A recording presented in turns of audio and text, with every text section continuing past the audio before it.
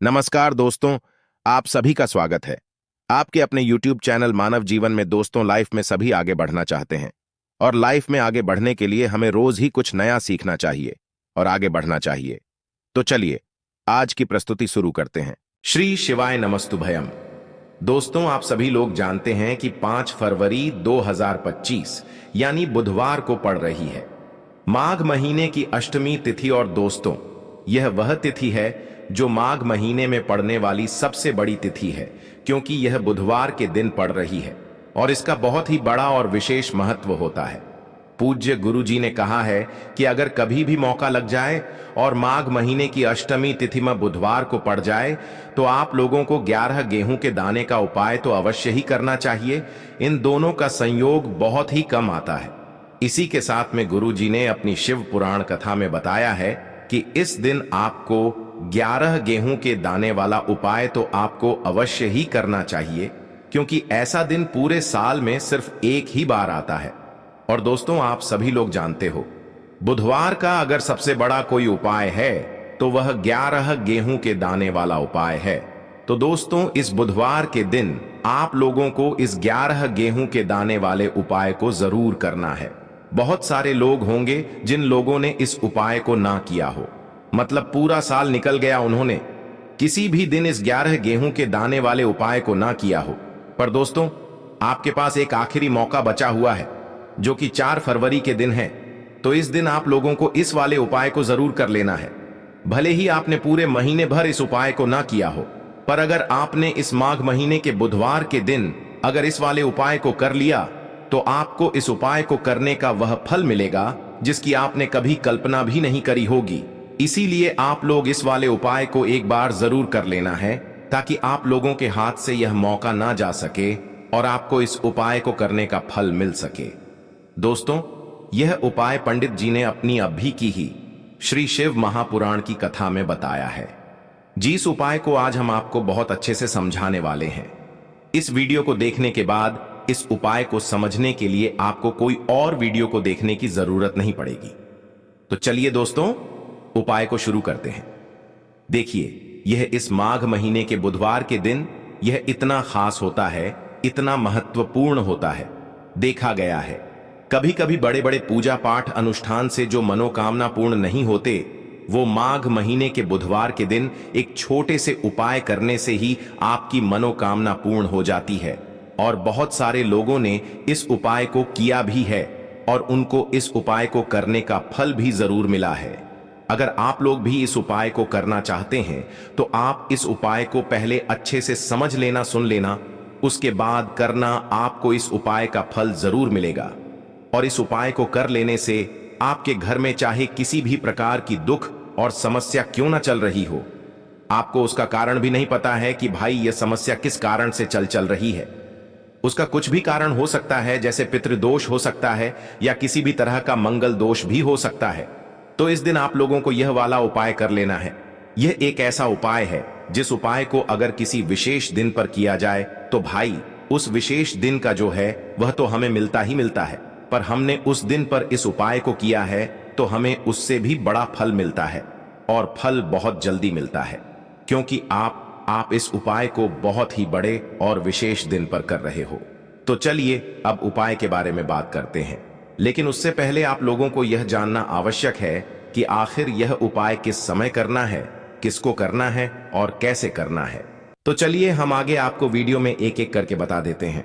लेकिन उससे पहले अगर आप लोग हमारे चैनल पर पहली बार आए हैं या फिर मेरी आवाज आज पहली बार सुन रहे हैं तो हमारे चैनल को सब्सक्राइब जरूर कर लेना और इस वीडियो को लाइक करके कमेंट बॉक्स में श्री शिवाय नमस्तुभयम ओम नमः शिवाय जरूर टाइप कर देना। और अपने फायदे के लिए, गरीबी दूर करने के लिए इस वीडियो को पूरा देख कर जाना। तो दोस्तों, इस 11 गेहूं के दाने वाले उपाय को हमें इस बुधवार के दिन कैसे करना है, किसको करना है, किस समय करना है और कहां पर करना है, ये सारे सवालों के जवाब आपको इस वीडियो में मिल जाएंगे। और जो ये वीडियो देखेगा भाई, उसको 11 गेहूं के दाने वाला उपाय जरूर करना चाहिए, क्योंकि इस दिन एक गेहूं के दाने का भी बहुत ही बड़ा और विशेष महत्व होता है। और जब बात आ जाए 11 गेहूं के दाने की, तो यह सोने पर सुहागा वाली बात हो जाती है और यह एक बहुत ही बड़ा उपाय हो जाता है इस बुधवार अष्टमी तिथि का। अब हम समझते हैं इस वाले उपाय को हमें करना किस समय है। 11 गेहूं के दाने वाले उपाय को हमें माघ महीने की बुधवार के दिन करना किस समय है। तो देखिए, इस उपाय को करने का जो समय है वह सुबह का समय है और शाम का समय भी है। अब देखिए, यहां पर हम मुख्य रूप से सुबह का समय नहीं बोलेंगे क्योंकि 5 फरवरी बुधवार का दिन है और इस दिन प्रदोष काल के समय का बहुत महत्व होता है। बाकी अगर सुबह के समय भी करेंगे तो भी अच्छा होगा, उसमें कोई भी दिक्कत वाली बात नहीं है। तो चलिए जानते हैं इस विशेष उपाय के बारे में।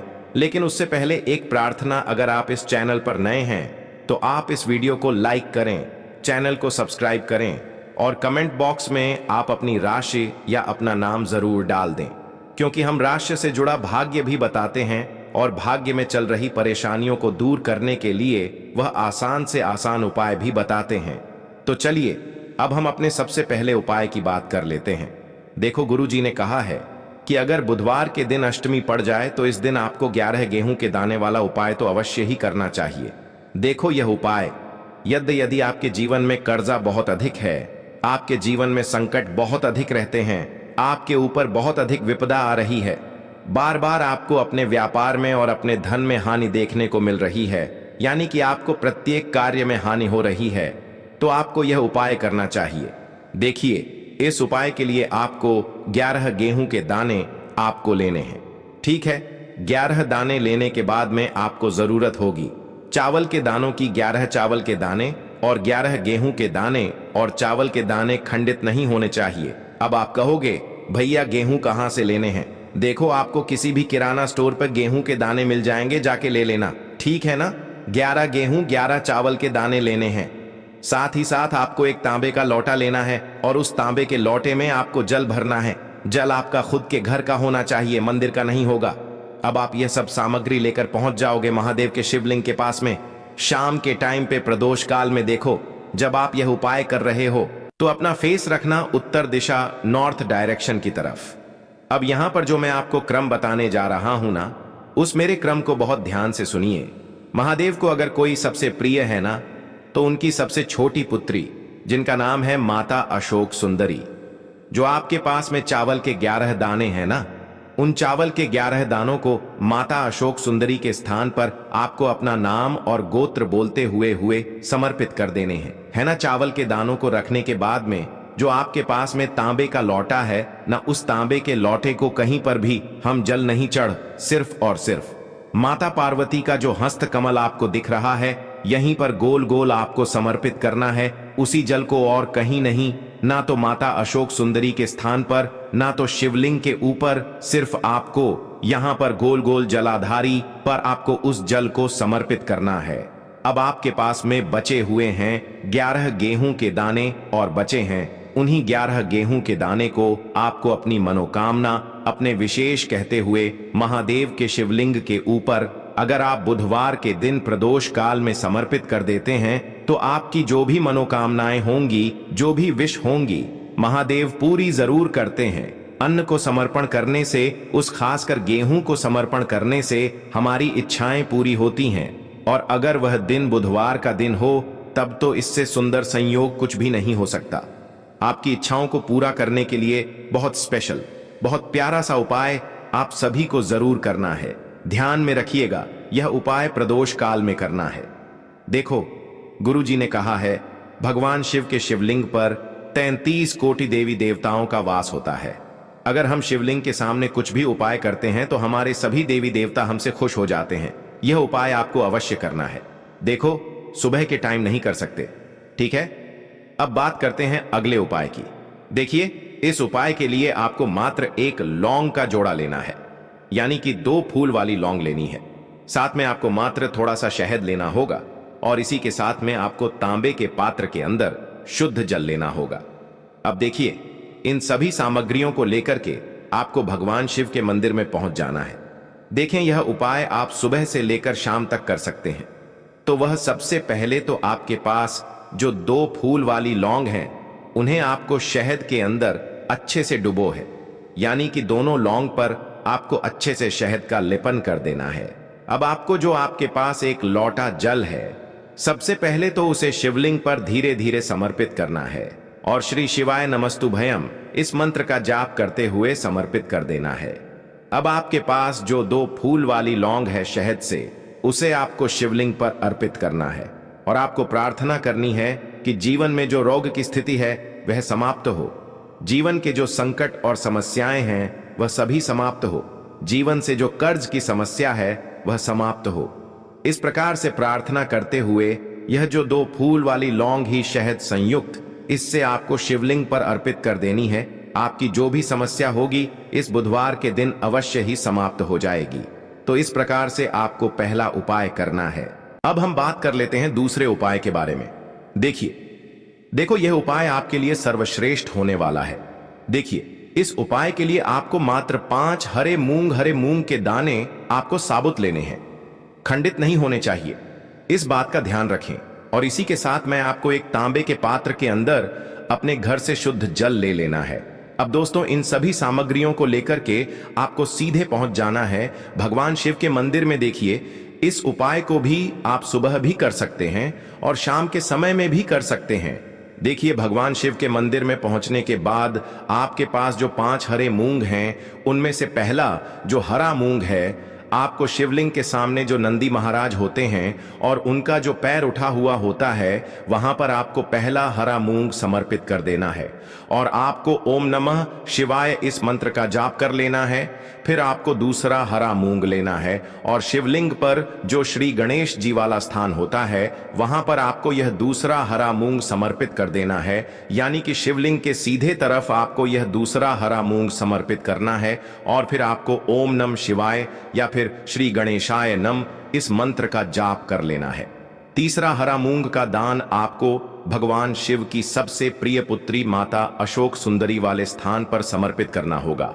शिवलिंग की जो जलाधारी होती है, जहां से जल बह करके आता है, उसी जलाधारी के बीच में जो कहीं कहीं उठी हुई लाइन होती है सांप की आकृति के रूप में, वहीं पर आपको तीसरा हरा मूंग समर्पित करना है और फिर आपको ओम नमः शिवाय इस मंत्र का जाप कर लेना है।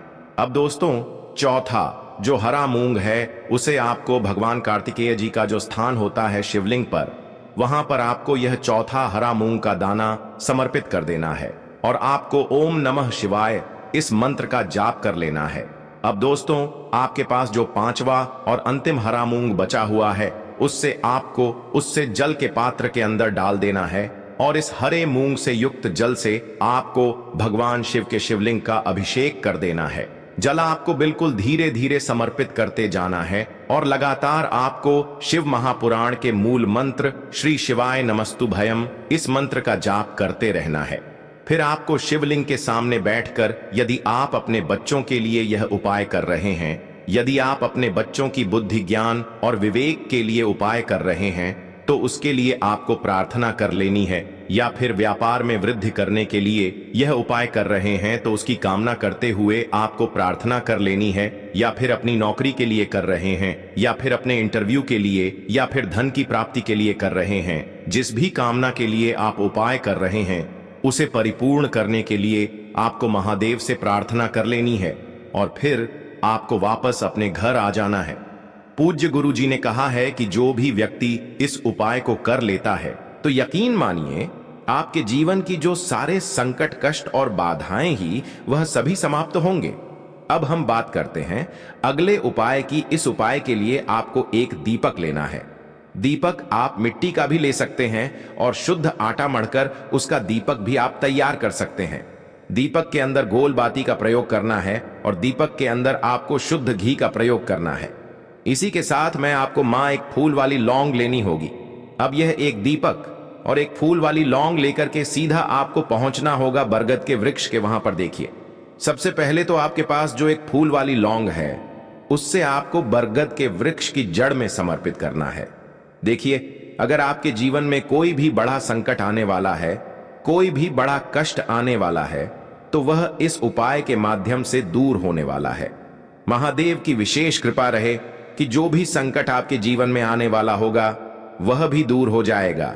तो आपको एक लौंग समर्पित करनी है बरगद के वृक्ष की जड़ में और वहीं पर आपको जो है गोल बाती वाला दीपक जो आप लेकर के गए हैं उससे भी वहां पर प्रज्वलित कर देना है। वटकेयर महादेव का स्मरण करते हुए देखिए, जब भी आपको जीवन में इस साल लगने लगे कि आपके जीवन में कुछ भी अच्छा नहीं चल रहा है, तब भी आपको ई उपाय करना है। तो इस प्रकार से आपको यह उपाय करना है।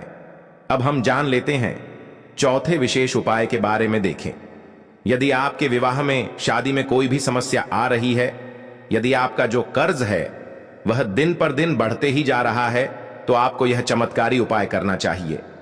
कोई भी समस्या अगर जीवन में है तो उसे दूर करने के लिए आपको ये उपाय करना चाहिए। मंगल दोष से जुई हुई समस्या भी है, तब भी आपको यह उपाय करना चाहिए। देखिए, इस उपाय के लिए आपको एक तांबे के पात्र के अंदर अपने घर से शुद्ध जल लेना है और इसी के साथ में आपको एक छुटकी लाल चंदन लेना होगा।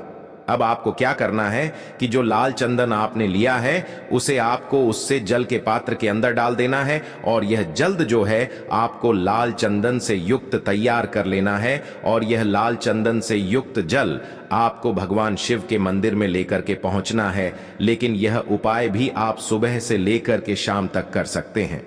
अब दोस्तों, यह जो लाल चंदन से युक्त जल है, इससे आपको भगवान शिव के शिवलिंग पर धीरे धीरे अर्पित कर देना है और आपको लगातार श्री शिवाय नमस्तुभयम इस मंत्र का जाप करते रहना है। देखिए, यदि आपके जीवन में विवाह से युद्ध समस्या चल रही है तो आपको मंगलेश्वर महादेव का स्मरण करना है, और जीवन में अधिक कर्ज की समस्या है तो आपको आरण मुक्तेश्वर महादेव का स्मरण करना है। देखना, एक दिन आपकी सब तरह की समस्या जल्दी ही समाप्त हो जाएगी। तो इस प्रकार से आपको यह चौथा उपाय करना है। अब हम जान लेते हैं अंतिम और पांचवें उपाय के बारे में। देखिए, बुधवार का दिन है और हनुमान जी भगवान शिव के रुद्र अवतार हैं, तो यह उपाय और भी खास हो जाता है। तो यह जो उपाय है विशेषकर आपको हनुमान जी के वहां पर ही करना होगा। देखिए, जब भी आपको ऐसा लगने लगे कि आपके जीवन में जो कर्ज है वह समाप्त ही नहीं हो पा रहा है, दिन प्रतिदिन बढ़ते ही जा रहा है, कष्ट जो है वह दिन प्रतिदिन बढ़ते ही जा रहे हैं, कष्ट जो है वह समाप्त ही नहीं हो पा रही है, यानी कि जीवन में जब भी कोई विपदा आती है, संकट आता है, तो हमें संकट मोचन हनुमान जी के मंदिर में जाना चाहिए। लेकिन यह उपाय बहुत ही खास है। इस उपाय के लिए आपको एक चौमुख दीपक तैयार करना होगा। आपको एक दीपक लेना है। दीपक के अंदर 4 बातियाई रुई की जो बत्तियां हैं उन्हें भी बना सकते हैं।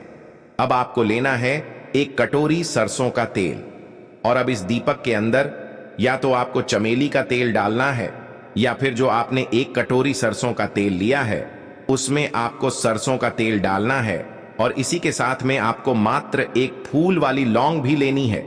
देखिए, अब जो यह दीपक है और लौंग है, इन दोनों का आपको हनुमान जी के मंदिर में लेकर के पहुंचना है। अब सबसे पहले तो यह जो चौमुखी दीपक है इसे आपको हनुमान जी के सामने प्रज्वलित करना है। दीपक को प्रज्वलित करने के बाद आपको वहीं पर एक बार हनुमान चालीसा का पाठ करना है, या फिर आप आरण मोचक मंगल स्तोत्र का पाठ भी कर सकते हैं। अब आपके पास जो एक फूल वाली लोग है उनसे आपको अपने सीधे हाथ में रखना है। आपको प्रार्थना करनी है हनुमान जी से कि जीवन की जो भी संकट है, विपदा है, वह सभी आपकी कृपा से दूर हो। और यह जो एक लौंग है इससे भी आपको उससे चौमुखी दीपक के अंदर डाल देनी है और अपनी मनोकामना बोल देना है। गुरु जी कहते हैं कि कुछ दिनों में ही आपकी सब मनोकामना पूरी हो जाएगी। तो इस प्रकार से यह सुंदर सा और सरल सा उपाय करना है। आज के लिए बस इतना ही इस वीडियो में दी गई जानकारी। अगर आपको अच्छी लगी हो तो प्लीज हमारे चैनल मानव जीवन को सब्सक्राइब करें, लाइक करें, और हमारे वीडियो में अंत तक बने रहने के लिए धन्यवाद।